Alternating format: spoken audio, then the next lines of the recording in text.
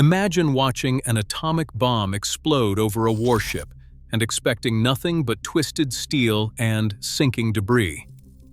Instead, when the smoke cleared, one battleship was still floating. This was not its first escape from destruction. The ship had already survived some of the deadliest battles of World War II.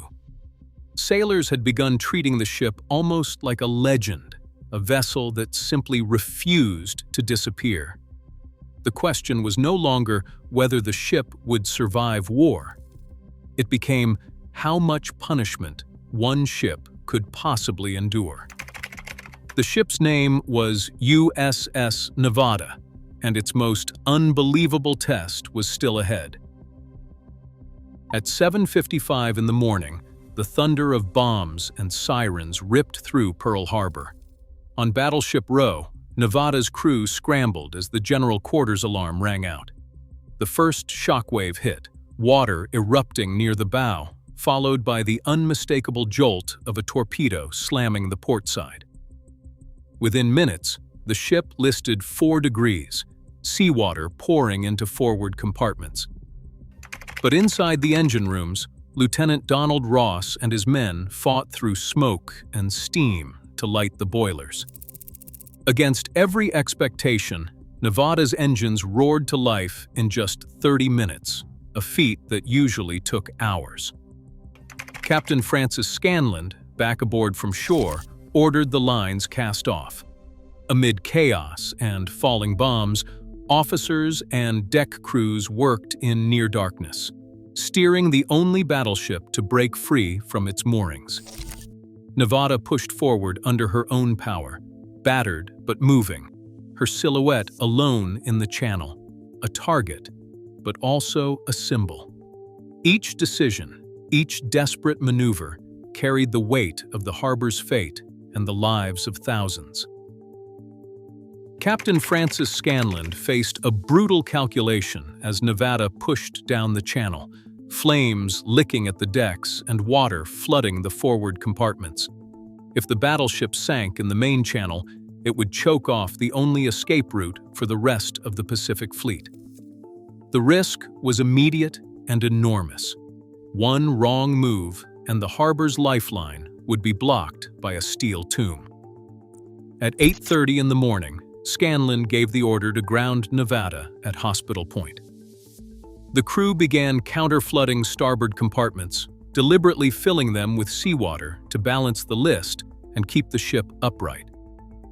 This sacrifice, trading the ship's freedom for the fleet's survival, was a decision made in seconds but weighed by years of naval doctrine. By grounding Nevada, Scanlon kept the channel open and prevented a catastrophic magazine explosion that could have triggered a chain reaction among nearby ships and fuel tanks. The battered hull settled onto the coral, scarred but stable. 76 crew had been killed, more than 100 wounded, but the ship remained available for salvage and future war service. A tactical loss turned into a strategic reprieve. Salvage crews worked around the clock to patch Nevada's torn hull, sealing bomb holes and the gaping torpedo wound. By February 1942, she was afloat again and bound for Puget Sound. There, engineers tore out shattered armor, reinforced the keel, and installed new watertight doors, each upgrade designed to absorb more punishment than before. The battered superstructure was rebuilt, and her anti-aircraft batteries were overhauled with modern 40mm Bofors and 20mm Oerlikons, bristling along the decks. When Nevada returned to service in July 1942, she was transformed.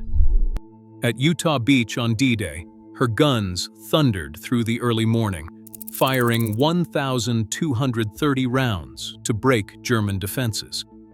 Later, at Iwo Jima and Okinawa, she poured steel onto enemy positions and shrugged off near misses.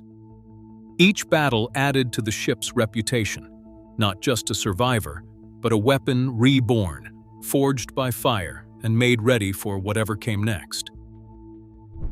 In early 1946, the Navy's highest offices settled on Nevada as the centerpiece for Operation Crossroads. The decision was practical and symbolic. She was old enough to be expendable, famous enough to draw attention, and, after years of war, a proven survivor. To make sure the cameras could track every moment, crews coated her hull in a thick layer of lead-based orange primer. The color was startling, even garish, meant to stand out against the blue lagoon and black and white film.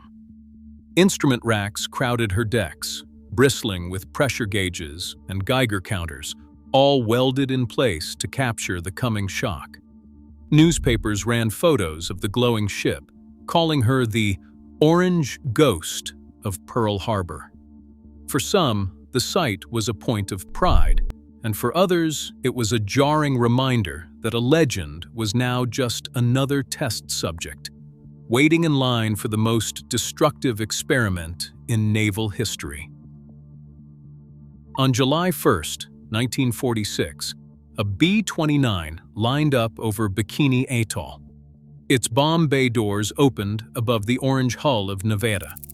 The Able test, a 23-kiloton atomic bomb, was supposed to detonate almost directly above the ship. But a crosswind and a minor miscalculation sent the bomb 150 feet east of the target. The explosion flashed in the sky, rippling outward, but the overpressure that struck Nevada was weaker than planned. Instead of being torn apart, the battleship suffered only scorched paint, dented fittings, and a few cracked hatches. The main armor belt and deck shrugged off the blast. For all the anticipation, the world's most powerful bomb had left little more than a superficial mark. The Baker test delivered a shock unlike anything Nevada had faced before. 90 feet below the surface, the atomic device unleashed a blast wave estimated at nearly 100 pounds per square inch, slamming into the battleship from a distance of just 540 feet. The hull warped amidships, bulkhead plates buckled, and lower compartments flooded as water forced its way through seams.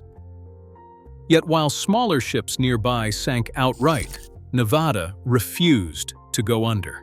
Her armored belt and reinforced compartments held the line, leaving her battered but still afloat, an engineering defiance of the very physics meant to destroy her. Even in an age of nuclear force, Nevada's defiance rewrites expectations about destruction and survival. Today, its legend endures.